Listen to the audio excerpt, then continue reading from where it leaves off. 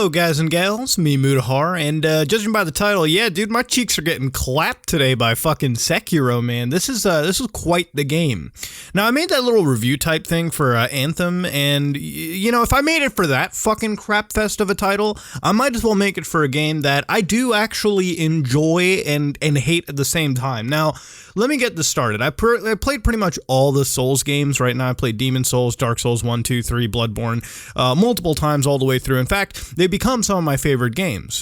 From what used to be an old douchebag of a friend that got me into the series, has now pretty much become one of my favorite game series out there. I do enjoy these titles. For me, a lot of these games are reminiscent of, you know, classic video games where there was challenge, but the challenge was ultimately fair, and it took a lot of trial and error and learning in order to supersede it. And it's why I love games like Nioh. I love this genre of titles. Believe it or not, they are some of my favorite games. I think if I added up my most played games on my consoles and probably PC at this moment, these games would be among them. I do enjoy it. So, of course, Sekiro was a fucking buy for me day one. I was going to get this game.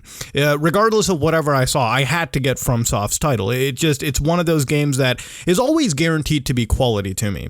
And this game is pretty quality. Now, from what I'm getting, it is a short game. It's kind of padded out by its inane difficulty.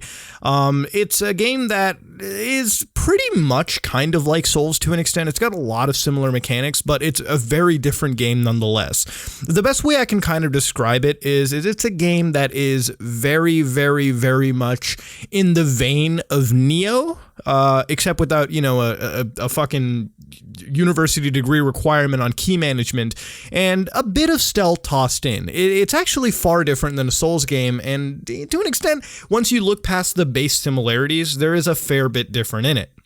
Now, the world in the game doesn't leave me too excited. I think when I compare it to something like Bloodborne, which was such a blow out of the water, like it was such a different game.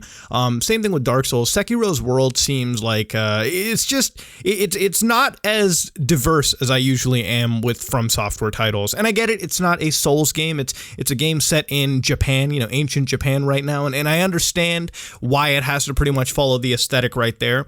But you know, I still can't sort of, you know, I can't look away from it. You know, when you have another game like Nioh in the works that is, in my opinion, it's a better looking world than this is, whatever it's offering. Just pointing that one out there. The game's mechanics are one to be discussed, and it's why I've been getting my fucking cheeks clapped.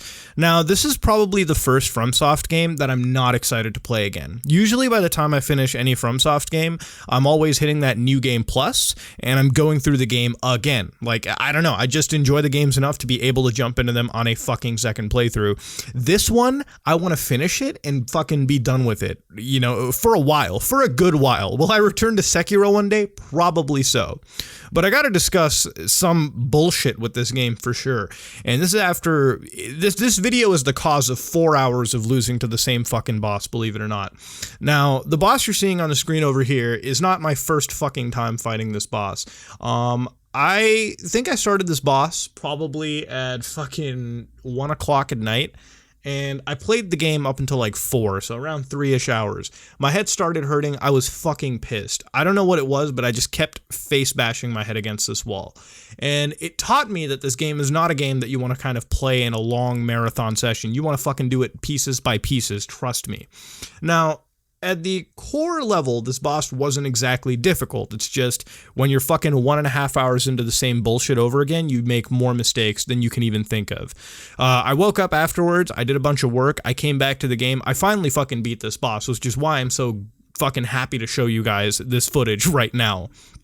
But for me, when I was playing when I was playing this game, I realized that in comparison to the other FromSoft games, the actual gameplay mechanic of this isn't so far fucking different. In fact, it's actually one mechanic that kind of almost bores me out of the game. It almost kills a bit of the replayability.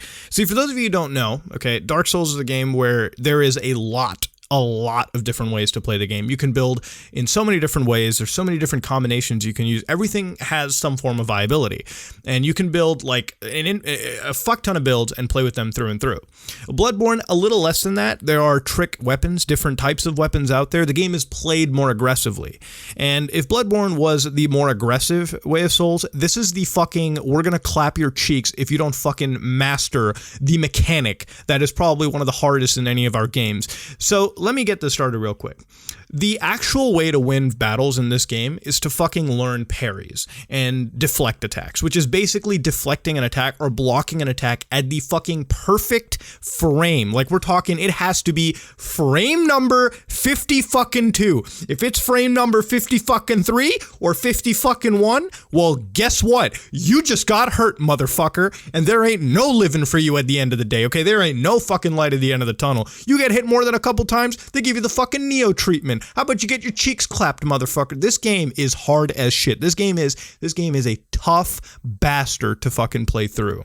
And is it rewarding? Honestly, I gotta say, after beating some of these bosses, I have literally just sat back and questioned my sanity. Like, I have not truly felt excitement and joy after beating one of the bosses. After I beat this boss that I died hours to, I literally sat back in my chair and I was like, fuck me. That was cancer. That was pure fucking AIDS. This game does not lighten up on it. And you know, usually there's the get good mentality, and I get it. You know, I got fucking good. It happened. It worked that way.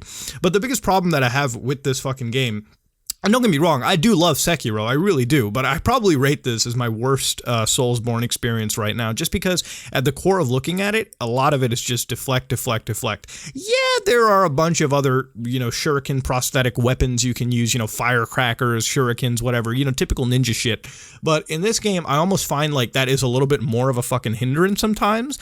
Sometimes it does help, for sure, I'm not going to deny it, but there are moments where I feel like that stuff is way more of a hindrance, and I better get used to blocking and deflecting effectively for me to do anything. And that's at the general core what this game is about, okay? It's just one fucking play style, and you better fucking get good at it, because there ain't no leveling system for you to cheese your way through. There ain't no summons for you to cheese your way through. There is very, very little amounts of cheese to do in this game. And even the cheese that exists that you can do requires a fucking proper amount of play. Like, it requires some skill. This game will test your shit. It's what we like to call Nintendo hard. You know, back in the day when Nintendo games were this fucking hard, what we had to do was buy Nintendo fucking Power or pay $1 or like 50 cents per minute to some fucking douchebag sitting in Nintendo headquarters teaching you how to beat the boss. This is one of those games. Like, this is like, if this was in a fucking arcade, your life savings would be gone type of a game. Now, beyond that, you know, the game itself is pretty simplistic in my eyes compared to a lot of other FromSoft games that I've been playing. Yeah, the resurrection mechanic's cool and all. It kind of punishes you a little bit if you use it and then keep dying. I mean, I guess there had to be some fucking check and balance to it, sure.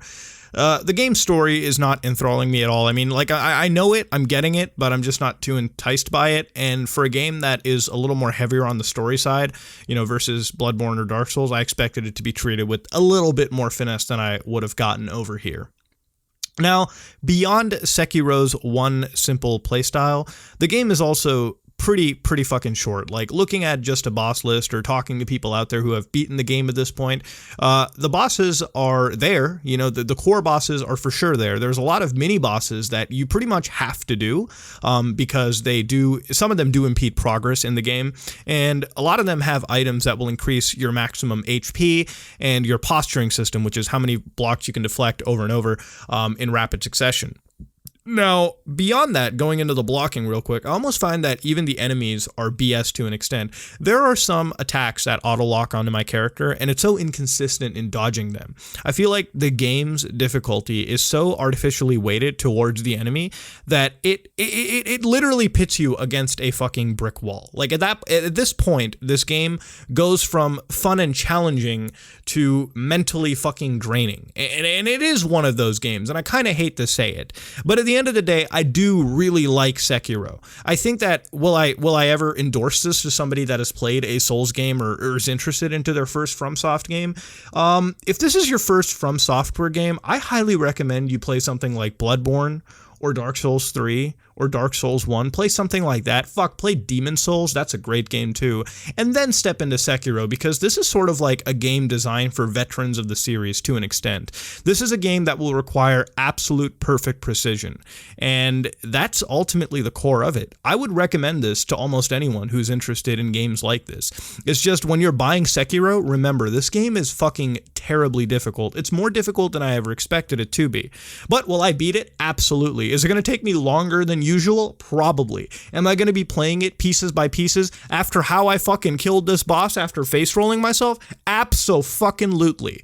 This is just one of those games. It's an uncheesable, Nintendo hard, classic fucking FromSoft title. And a lot of it has changed. There are some things that still don't make sense. I feel the stealth mechanic could be better worked on, but hey, you know, I'm not playing Metal Gear or Splinter Cell, I guess. It's fucking off-brand Tenchu or Successor. It's something like that. But ladies and gentlemen, this is one ninja game from FromSoft that is very, very fucking difficult. And if you're willing for it, if you're down for it, definitely go get it. But remember what you're getting into, dude. I didn't expect it to be this fucking difficult. But am I glad it is to an extent? Probably, yeah. Because by the time I beat it, I guess I'll get some fucking sense of achievement out of it. I don't know.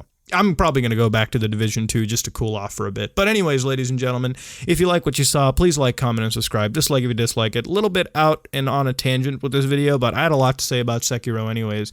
And that's really it. So this is me, Mudahar, and I am out.